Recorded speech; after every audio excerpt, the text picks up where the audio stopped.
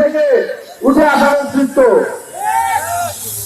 আমরা মানুষকে ভয় দেখিয়ে নয়, মানুষের দরজায় দরজায় গিয়ে ম্যান্ডেট চাওয়া নেতৃত্ব।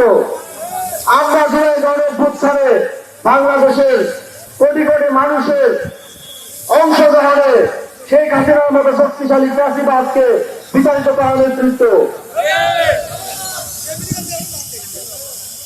আমরা তাদের মতো বিভিন্ন আজগুবে বক্তব্য, আজগুবে বিভিন্ন ফ্যান্টাসি টক দিয়ে বাংলাদেশের মানুষকে বিভ্রান্ত করতে চাই না। আমরা মাটি থেকে উঠে এসেছি, আমরা জানি মাটির মানুষের কি কি সমস্যা আছে, তার কি কি বাস্তববাদী সমাধান হতে পারে। 1400 ছাত্র জনতা তাদের জীবন দিয়েছিলেন বাংলাদেশের স্বাধীনতার জন্য, একটি সুন্দর বাংলাদেশ বিনির্মাণের জন্য। তাদের রক্তের ঋণ আমাদেরকে শোধ করতে হবে। আমরা 17 বছরের নিপীড়ন দেখেছি। বাংলাদেশের মানুষ 17 বছরের নিপীড়নের পর গত 17 মাসে আবার আরেক ধরনের নিপীড়নের শিকার হয়েছে।